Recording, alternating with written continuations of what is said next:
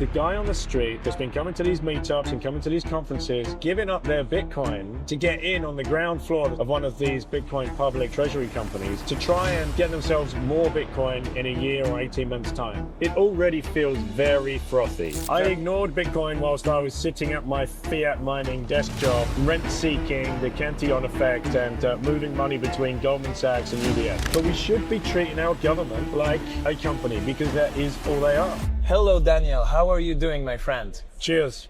Cheers, my brother. man. Look at this. The French guy has the white wine. The British guy has the beer. Stereotypes are real. Stereotypes, yeah.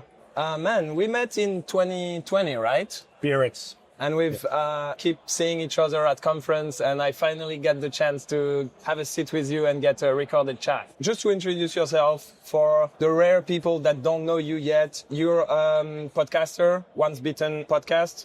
You are a writer, Choose Life. You wrote about like having a family and like traveling the world, and you're a dad also. Is that good enough as a description? I would say so. Yeah, absolutely. And for a little bit of context for the viewers, I used to work in traditional financial markets. I spent 18 years in foreign exchange markets on foreign exchange options. I started my career in London and then moved across to Singapore for 15 years. So I ignored Bitcoin whilst I was sitting at my fiat mining desk job, rent-seeking, the Cantillon effect, and moving money between Goldman Sachs and UBS. That was my dark past. And today you are animating like a talk about grassroots and Bitcoin local economies. We often talk about like Bitcoin being in the cyberspace, but how do you think is real human hubs and physical hubs important to Bitcoin? We are the network. Without us, Bitcoin doesn't exist. And we've all gone through this journey, much like yourself. You sit there alone at your keyboard, tweeting into the ether. You might put out a few dank memes, get some dopamine hits when you get 10,000 likes and viral retweets and whatever else. But you cannot compare that to what you experience when you first come to a Bitcoin meetup or if you come to a Bitcoin conference.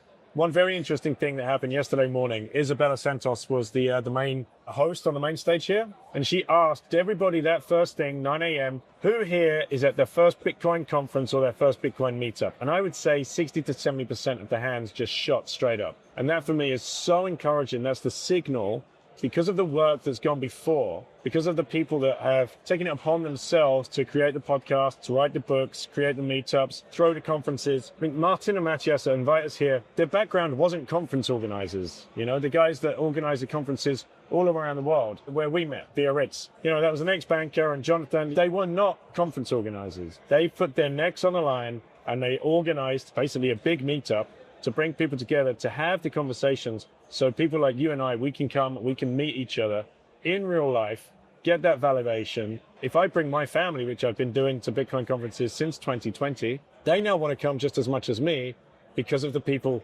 they have got to meet. It's no longer just dad sitting at the dinner table saying, we got to stack more sats. Yeah. It's, these people that I've met are the most incredibly kind, smart, intellectual, fun people that they have now formed their complete own friendships with individually. You have like a family, a wife and kids. Do you think the social layer of Bitcoin, like bringing your family to conferences and meetup, help them to understand Bitcoin? Because most plebs struggle to get their wife involved most of the time. 100%. So let me give you some data points, hard data. My wife, she reluctantly came to the first few Bitcoin conferences, thought it would be really boring, So the big excitement was, okay, Daddy's podcast has actually done quite well. It's reached a few people, and now we've been invited to go to a conference, and he's going to be on stage. Who on earth could have thought of that in our family, that would have ever happened? Dad is doing his crazy Bitcoin thing in his room. Okay, hold on. There is actually people caring about what he says. Yeah. Yeah. And for me, that was very humbling. And all of a sudden, it became very real and tangible to my wife and kids. So we'd go along to the conferences, and they would meet their own people. Fast forward 5 years, Thursday, the first day of the conference here, the industry day, my wife wasn't here because she was off-site with another one of her friends, a Spanish lady, Bitcoiner, that lives in London, that they started Women of Bitcoin UK together. And they decided, let's throw a brunch on the industry day where people might be turning up. They might not have the 3-day pass. And women just like to get together and have tea and coffee, some pastries. So they got some funding from Paystand, which are a great company that they fund all of these initiatives, these outreach programs, for building communities. And 75 women turned up to go and experience panels talking about privacy, talking about the tools, talking about what it is to be a mother with a Bitcoin family. How do they think about finances? Why it's so important for women to actually self-custody their Bitcoin and not be dependent on the spouse and, just have access to the bank account. It's like, no, you have your own Bitbox, you have your own Trezor, whatever it is. It's not hard to set up. And they could sit through 100 BTC sessions videos, but they won't. But they will listen if they're all together, listening to ladies that have built companies like Elena, who's built Satoshi Labs and lives here in Prague. It's incredible. And to think that my wife was one of the people putting that together. That's 5 crazy. years ago. Yeah. No way. And I'm sure 5 years ago, she wasn't interested about Bitcoin at all. Not at all. And maybe she wouldn't have been through watching video, but the fact that she met amazing person probably got her on board. And that's what's very interesting about Bitcoin is you start in the rabbit hole with understanding money and questioning money. Then you end up in some crazy side quest, If you understand long-time preference, then you are questioning democracy. You are questioning gun owning. You are questioning vaccines. And what do you think of this whole Bitcoin as an entry point for a new renaissance of ideas? If you come to one of these conferences, you're going to meet so many different people and have so many different conversations. Obviously, we have the foundation, right? The foundation is here. We need to fix the money, and we've understood that. We've grokked that. People might just be coming because the number go up and it's just an investment, but they will go through the journey. But then when you sit down with people and you can have the most incredibly in-depth conversations about a topic that you might have been too scared to talk about with one of your best friends that you've known your whole life, you might not ever talk to them about the subjects that you would talk to a complete stranger to when you meet them here within 3 seconds. And it's amazing. And if you come with the humility to be able to just stand there and listen and accept an opposing view to what you've always had your whole life, which, by the way, has been programmed into you, if you can knock off that programming for a second, listen to what the other person has to say, you might find your whole mind shift changing, being more accepting towards that view, and just being a much more rounded, open human being. And I've seen that with my kids. My kids now, they will come up and talk to any of the adults in this room. And the other question I have about all of that is you've traveled a lot. You've wrote a book, which is Choose Life, which explain pretty much to people that they can travel with their family. To me, it's interesting because now that I'm in Bitcoin, I'm using the Bitcoin social layer to meet people everywhere I go. And 2 years ago, I was in Colombia, Medellin, and I just posted something on Twitter. And within a few weeks, I had a solid group of like-minded individual friends. Do you think the social layer of Bitcoin is helping when you're traveling? 100%. I mean, you've got two things that are building out at the moment. You've got Satlantis, which is Svetsky, Nostr based, and Jordi is doing great work helping him build that out and get people across to Nostr. So it's a two-pronged attack. Get across to Nostr because it would have been, how much better would it have been for you in Colombia to put that out on Nostr rather than Twitter? And we know what Twitter is doing. We don't need to go into that. And the other thing which I'm a part of, Matteo Pellegrini started Orange Pill app. Yeah. Started Orange Pill app 2 years ago. I told him it was the dumbest idea to start a dating app for men in Bitcoin. What are you thinking? And so did all the investors. So he didn't get any investment, but he went ahead and built it anyway because that's what he needed. That's what he wanted. He wanted to be able to open an app and find out, is there any Bitcoiners in this damn town when he was traveling? He built the app. 2 years later, there's 17,000 members. I use it every time we travel. I just was up on stage doing a community panel, community building panel. And whilst I was up there, I opened up Orange Pill app. I went to the wallet. I typed in Prague, found 117 people within 5 miles. So that means they're all here. Dang. And I zapped everybody 21 sats from the stage Interesting. because the wallet is built in. So now you can connect with people, but actually send them value as well. So when you get to a new place, you can open up the app, find there's 5 people in Medellin, for example. There might be 5 people. You can send 1 sat to each one of those people at the same time and say, hey guys, I've just landed. My name's Gégé. I'm in town from France. I'm a Bitcoin maxi. Where's the best place for a coffee? Where's the best place for a beer? Where do you accept Bitcoin? Can we meet? It actually helps. Let's say you have Bitcoin, you're traveling to another country. You want to exchange Bitcoin for local currency. Your local plebs will be thrilled to stack sats, no KYC. Absolutely. And you're happy to be able to get local currency, you know? So what's amazing is in meetups now, I mean, at least in France that I'm aware, plebs are actually coming to meetups with like business IDs. So they're like, okay, I'm launching my brand of sauce. I'm launching my brand of beer. And they are trading like P2P with plebs, and they don't need paperwork. They can just like bootstrap IDs and test IDs of business. And then if it works, they can actually go into like setting up a company. But that's like one of the good strengths of Bitcoin, you know? If you want to accept a payment, you can just set up a Lightning wallet, go to a meetup, meet plebs, and test your ID straight in the free market, you know? There is another question I wanted to ask you. You've been living in France. You've been living in the UK. We all see how it's going with like people get taxed more. So value producing people, they leave. So the government have less tax revenue. So they keep taxing more. And I feel like it's a socialist communist loop that's going to end up in like full Bolshevism, you know? What do you think about the sovereign individual thesis? You know, in a world where people have like cash flow online and they can treat government as companies, there is like the old Western countries that are going into socialist spirals, especially in Europe. And you have like a lot of small countries popping up saying like, okay, we want to accept people that produce value. Please come in our country and we are going to treat you well, tax you not too much. Do you think we're going to end up in a world where government will actually compete to get Bitcoiners and value-producing people? I hope so, brother.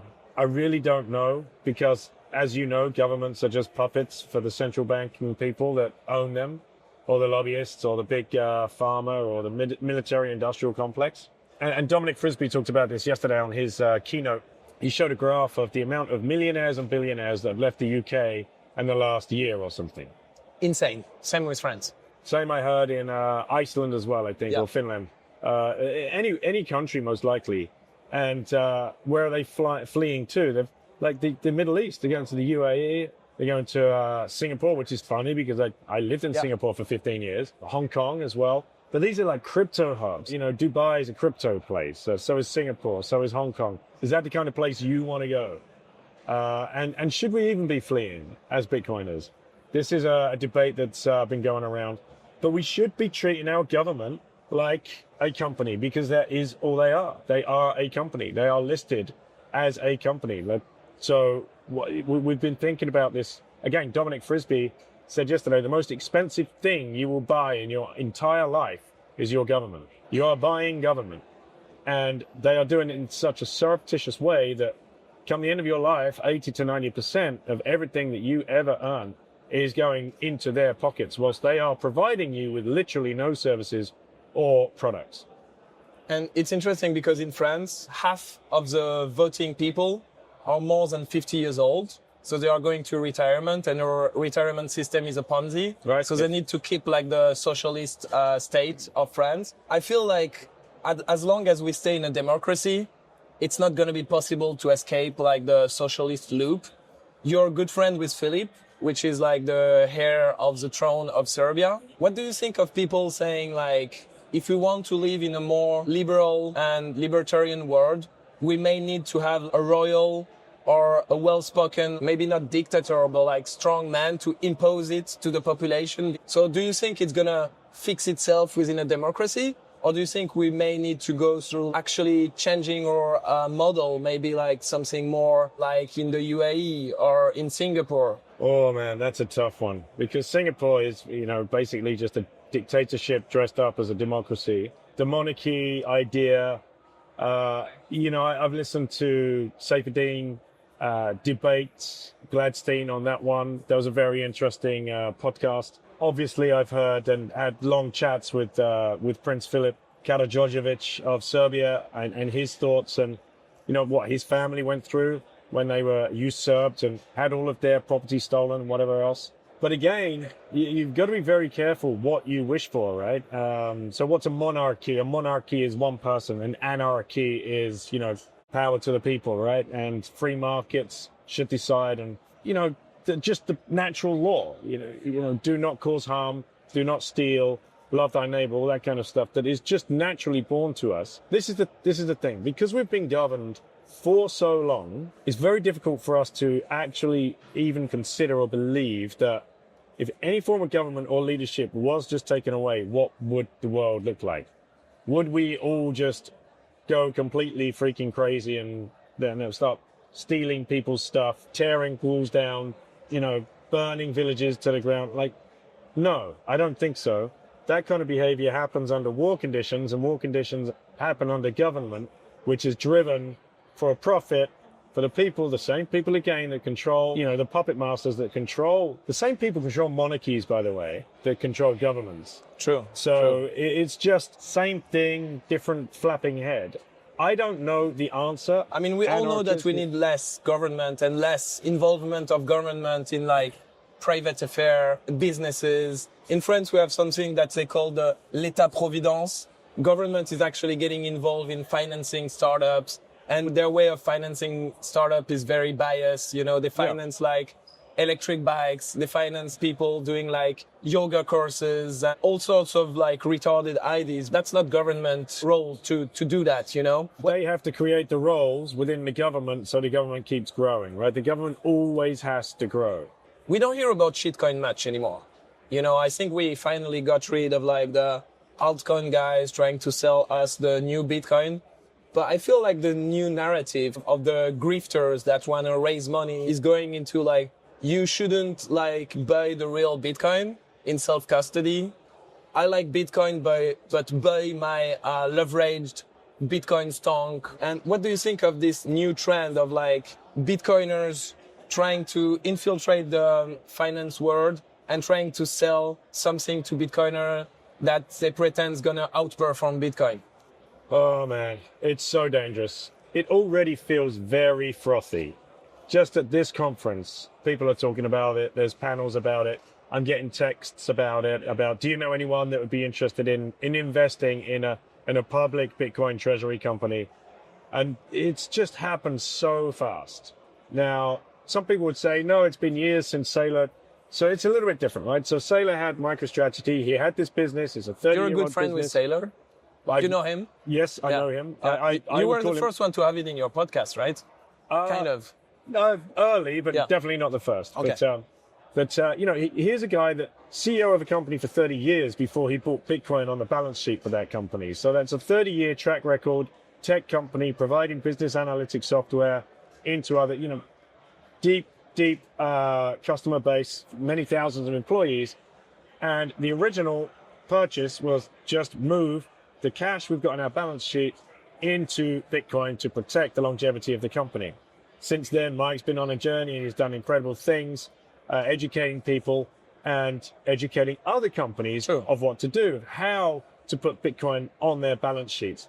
Now we have this new kind of wave where people are just spinning up what seems to be umbrella companies, for want of a better term, calling them Bitcoin Treasury companies, to provide a service for Wall Street, hedge fund managers, portfolio managers, sovereign wealth fund managers who aren't able to buy Bitcoin, giving them an escape valve to be able to buy a listed company as a security purely because they're going to be the ones that can stack Bitcoin onto their balance sheet. Therefore, they can get exposure. And this whole wheel seems to be turning very, very quickly. And what concerns me is, look, Bitcoin is for everyone, right? Go ahead, go and do that. You found a way. The securities market is open to it. They have all the wizards there, the tools, the financial derivatives. All of that is going to be coming into play as well. I just don't want to see the guy on the street that's been coming to these meetups and coming to these conferences, giving up their Bitcoin to get in on the ground floor, the ground floor of one of these Bitcoin public treasury companies to try and get themselves more Bitcoin in a year or 18 months' time. That is very much like the It's ICO. always the same narratives. They say, oh, we're going to find you a way so you can actually stack more Bitcoin. But fundamentally, if you think about it, fiat currencies started like that. It used to be like gold in a bank vault, and you say, hey, you have like 10 grams in this bank vault. Then people got used to trade the paper coupon of gold. Yep. And then they hide it into like complex structure that it wasn't backed fully one-to-one. And then when people realized it, it was too late. You know, if we get used as a community to accept paper Bitcoin on a long enough time frame, we are 100% sure that it's not going to be backed one-to-one, and we're not going to break the wheel. We're going to make the same mistake as gold. So I think as a Bitcoin community, we need to be very, very strong on like self-custody and like refusing to trade these paper instruments, you know? Just sit back and watch, right? Yeah. There's so much FOMO. There's a company in the UK that has adopted like this strategy that's gone absolutely parabolic.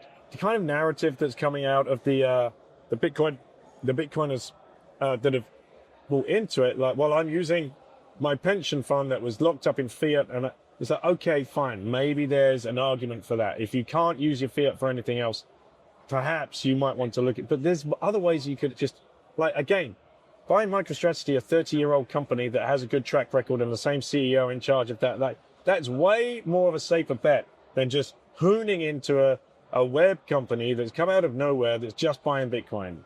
That's it. That's the narrative. I feel a honeypot is being created where a craze is going to start. More and more of these companies are going to start spinning up. More of this money is going to get attracted to them. Let them attract it from the debt and, you know, the debt markets. That's just fiat. Don't let it attract your Bitcoin. True. Your Bitcoin has to be your Bitcoin. It's the only thing that you have a loyal title over. A loyal title means you have true ownership of the thing. People have a car. You do not have a loyal title over your car because you registered it with the DVLA in the UK or ANTS or whatever it is in France, you know? Mm-hmm. You do not have a loyal title over your house, even if you do not own a mortgage. You do not have, because the land is the state's land and you have it's to a pay. rent, basically. It's a rent. Yeah. Now, Bitcoin is different. It's on cold storage. It's yours. People should have to pry that out of your freaking dead hands to invest, right? I'm not talking about minimum exchange. That's a different conversation. We'll have that in a second. But to just roll some Bitcoin out into a escrow with a third party to get a loan or to get exposure to the latest hot stonk that is being spun up is the road to ruin. And do you think like this bubble will burst, or it's going to eat the fiat market slowly? What's your take on that as like someone that worked in finance? It's going to create a huge bubble, and that bubble is going to burst.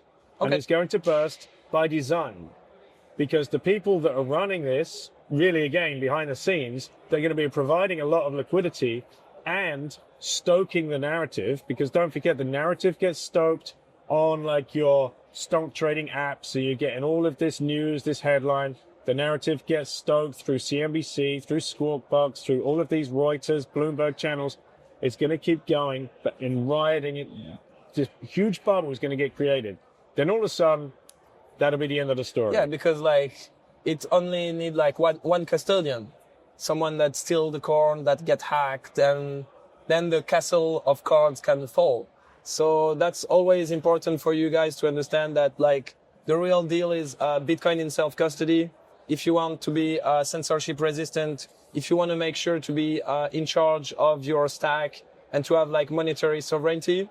So feel free to contact us in Bull Bitcoin. We are now available in all the Eurozone, in Mexico and in Argentina and Canada and Costa Rica, of course. I've got one question for you. Yeah, sure. Because when I met you, you were very much anon. Yeah.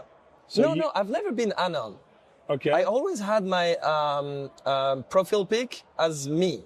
It was a bit blurry, but it was Right. always me.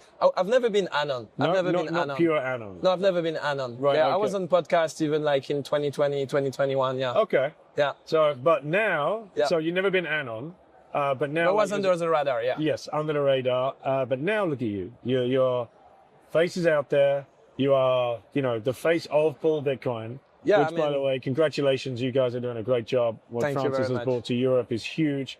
And he's put together a great team. He's got the French maxis, you, Jimmy, Teo, Tib, Yeah. all of my friends Yeah. from France. Yeah. It really warms my heart that this is the team. And you guys are leaning into this. And, maybe there's some cost in giving up a little bit of your... Because France has been weird recently. You were just talking about the interview that was going on behind us. Yeah. I mean, what do you think of that? Like the whole Balkanization. In France, they call it Mexicanization of France. And me, I went on Twitter and I say, no, it's not Mexicanization. Because in Mexico, if you get caught by the police kidnapping people, you take like 100 years in jail. There is many examples. They were very strict to crack on kidnapping. Yeah. In France, the guy next by, Pierre Noisard, his daughter got kidnapped at aunt. And one of the guys that was involved in the kidnapping, he got released because there was a fail of procedure in France. So my take was a law is enforced better in Mexico than in France. I feel like in some whole Western Europe is becoming the third world. Yeah, it's crazy. There are rules now, like in the UK, might even be across France and other European countries, where what do you call it, a petty crime threshold, anything under, I think it's like £150, anything under £150, like the police won't class as petty crime. So you're literally incentivizing people to go and steal shit worth £149. And so small businesses, supermarkets and so on, and mini stores or whatever else, people are going in there, taking whatever they want under £150 because they know they're just going to get a rap on the knuckles and they're not going to be put in prison for that. This is complete and utter total insanity. This is bureaucracy and administrative nonsense off the charts. So, again, back to the question we were talking about, less government, less bureaucracy. How would that look without, that infringement, without that involvement? What would a real community of people that haven't been divided for years and years, how would that sit with them? What would be the retribution? I'm pretty sure that person would be run out of town pretty quickly, and that family name would be known forever. And we're so much more connected now. It's like, that family name could be, right, do not trust. And this is, we have to get back to reputational. This is back to what you're doing, right? With Bitcoin, putting yourself out there with Paul Bitcoin. You're now so fully invested in this. Like you can't fuck up. You're putting your reputation on the line. You're helping people understand cold storage. You're helping people understand Bitcoin. And this is incumbent on you. This is very, very important to you. And I guarantee you're not going to be the guy shilling people to invest their money into a Bitcoin Treasury company. That's for sure. That's for sure. The problem is in France is that prisons are full. Do you know what's the cost of putting someone in jail for a year? It's 32K. And the average wage in France is 22K. So the average person in France doesn't have enough money to pay for a jail cell and food for a year. How much do people pay to put their kids through a private education per year? Would you have any idea? That would be an interesting stat. There is private is different in France because there is private which is still under contract with government. Yeah. And there is fully private. Fully private. Or fully private. But usually it's pretty elitist. I think it's at least 10K per year. I mean, I don't know really, but I would say something around that. Yeah. Wow. So that would be half the wage of the normal French person. Yeah.